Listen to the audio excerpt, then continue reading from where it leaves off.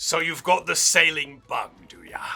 Well, you're not alone. There's literally tens of thousands of us out there. I have the sailing bug to sail around the world. I've never done it.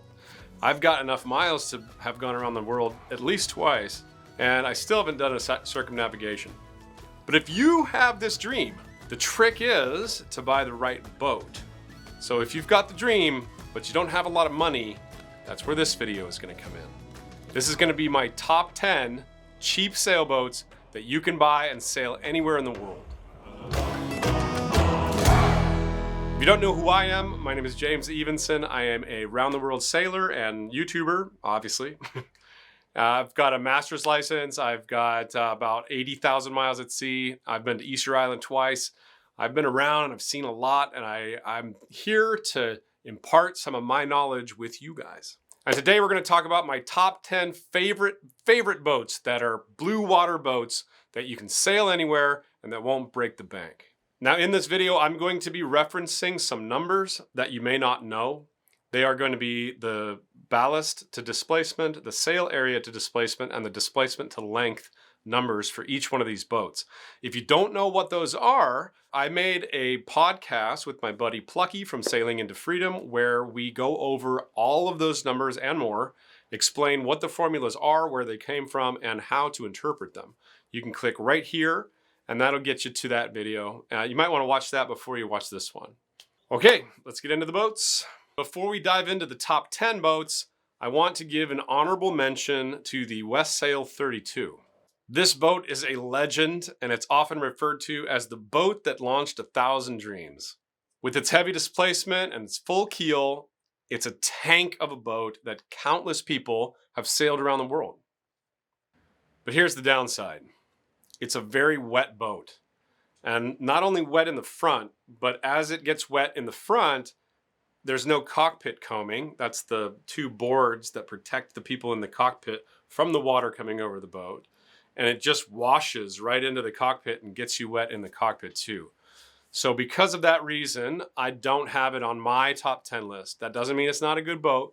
That just means, in my opinion, there are better boats for the money. Boat number 1, the legendary Cal 40. Now in boat design, every once in a while, the stars align and the boat ends up just perfect. It just sails like a dream. It doesn't pound. It's the right ratio of weight to ballast to sail area to shape to forefoot. All that stuff just molds completely into a vessel that becomes infamous. This boat was designed by Bill Lapworth, and it incorporated some revolutionary things at the time, the fin keel and the spade rudder, and he ended up with this fast, light, incredibly capable boat that won the transatlantic race a bunch of times, and it just kept dominating all the other boats. And even today, 60 years later, it's still a great option for a boat. And now you can afford it, because back then they were expensive. One thing you're going to have to trade off on this boat is the interior. It's definitely not a modern interior, but what it lacks in aesthetic, it makes up in performance. Let me tell you a little story about this boat. I have a buddy in Hawaii that has one of these boats. He doesn't even have an engine on it. He single hands it into the slip, out of the slip, into a mooring, off the mooring, onto anchor, off anchor. He single hands it without an engine everywhere. Now that should be a testament to how well this boat sails, and I don't think I need to sell it to you anymore. If you can find one of these, snap them up. They're really nice boats. They're very, very good sailboats. Number 2, the Valiant 40. This is one of my favorite designs by one of my favorite designers. This is one of a couple Bob Perry boats we're going to talk about today. The Valiant 40 was also kind of ahead of its time. It was one of the first performance cruising boats. And it really blends speed and seaworthiness in a way that few boats can match. These boats are mostly cutters, and they all have a lot of headroom throughout the boat inside, so they're very comfortable. They're very good in high winds. They're very good offshore boats. So the early models did have some blistering issues, so try to find one after 1980 if possible. That's a whole nother video on, should you buy a blister boat? How do you fix a blistering boat? Do you even need to do anything with it? Whole nother video on that. But just be aware that that problem exists. This one also graduated into its big brother, the Valiant 42, which is one of my favorite all-time cruising boats. But they're a lot more money than what we're talking about here, okay? Another video again. Number 3, the Tayana 37. This is another Bob Perry boat, and the Tayana 37 is synonymous with offshore cruising. So these are full keel boats with a cutaway forefoot. So they point a little higher than just a regular full keel boat, and it has excellent tracking and stability in heavy seas. The interior is roomy and practical for liveaboard.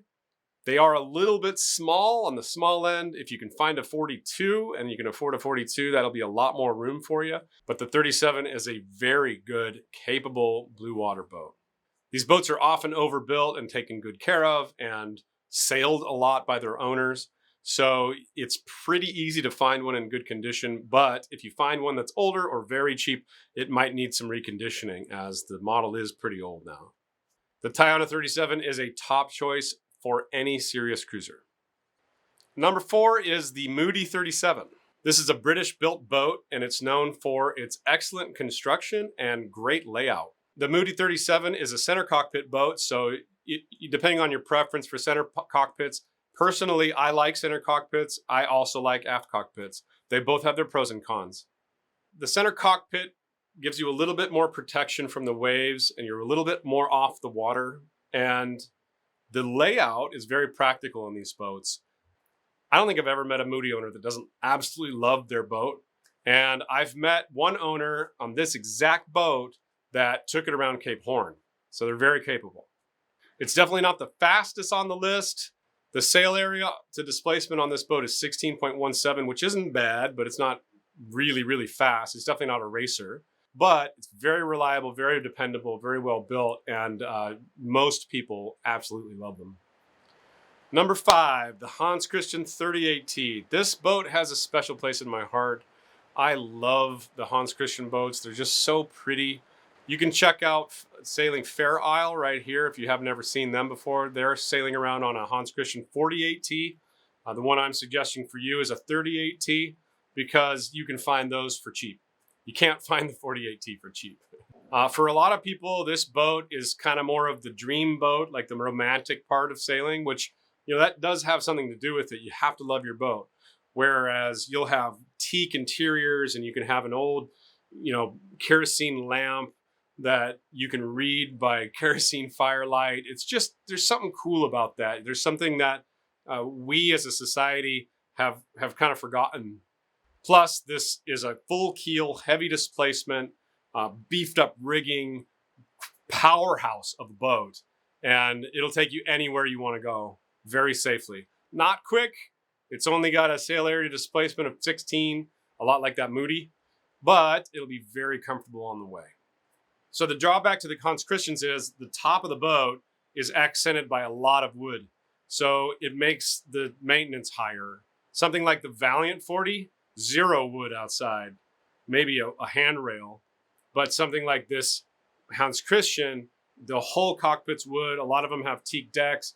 So there's going to be a lot more work involved there. But a lot of people really like that. I love teak decks. I think they're great.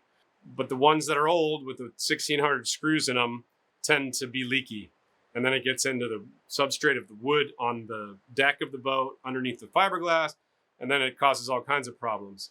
So if you find one that's got soft decks, the whole teak needs to come off and then the deck needs to come off. And then you put a new deck, put new fiberglass, and then paint it with some kind of non-skid paint. So it's a huge job.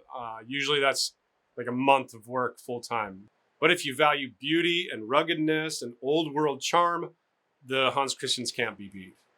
All right, next boat on the list is the Island Packet 38. Island Packets have a cult-like following. They are loved by some people and not so much loved by other people. They're great boats. They have a ton of headroom. If you're a tall person, these are great boats for you because they often have 6-7 of headroom in a 30, 35 foot boat. And when you have that much ceiling space, it makes the room feel bigger. So they're full keel designs, which you may love or hate, but it makes them strong, able to withstand any kind of grounding, and you don't have any problems with keel bolts. There's lots of storage in these boats, so that makes them ideal for long-term cruising. And the cutter rig is really easy to handle offshore and heaves too very well. Another point is long-term, when you go to sell it, they're very desirable, so usually they don't stay on the market too long, especially if you can find one at a lower price. It's not a speed machine, but they're very comfortable and capable offshore sailboats. All right, numero siete, the Hallberg-Rassy 35. The Hallberg-Rassy 35 is often considered the first production cruiser. This is a Swedish-built center cockpit boat. They have a reputation of being built very, very well. Excellent craftsmanship, excellent seamanship, and a very practical interior. This is a fantastic choice for cruisers that want a boat that stood the test of time. The company's still in business. They're still pumping out boats. Number 8, the Alberg 37. With a displacement to length over 400, this is the heaviest boat on our list and very close to my heart because I absolutely love this designer. I love these boats. I think they're just so pretty and capable. This boat's proven itself offshore time and time again, and its simple setup and solid build quality just makes it a reliable choice for an offshore cruiser. Okay, the caveat with this boat is the interior is going to feel a lot smaller than comparable 37-foot boats, but what it lacks in space, it makes up for in dependability and seaworthiness. And they are just cool looking, man. Number 9, the Contest 38. The Contest boat are built in the Netherlands, and this Dutch beauty is known for its durability and comfort. This boat is designed with offshore cruising in mind. It's got a spacious interior and a very forgiving motion at sea. These boats are a little harder to find in the United States, but it's worth looking and searching and holding out for any contest if you can get your hands on any of them. They're beautiful boats. Very comparable with the Oyster's pedigree. Rounding out the list is the Najad 390, another Swedish boat. The boat's stable, comfortable, and built for long-term cruising. The construction quality and design make it a dream for offshore cruisers. Though these boats can take some hunting to find under 50K, you will not regret owning one. They're very similar to the Hallberg-Rassy. It's like Swan and Oyster, Najad and Hallberg-Rassy, where the Najad is the Swan, and those boats are both built with a little bit more performance in mind. All right, there you have it. That's my list of 10 amazing sailboats that are cheap, that you can buy now, refit, and sail around the world. And whether you value speed, comfort, or traditional old world charm, there's something in this list for everyone. So please tell me what you think of this list. Did I forget anything? Are there some boats that you really, really love that you were hoping that I would put on this list? Did you learn anything? Were there any surprises? Please put a comment below and let me know. Also, if you'd like to book my time, I offer myself as a consultant and buyer's agent. You can go to my website, www.sailingzingaro.com, and right at the top left-hand corner, you'll see Contact the Captain. Just send me a note and we'll get in touch. Much love, everybody. I hope you liked the list. Have a great, great night, and I'll see you next time. Peace.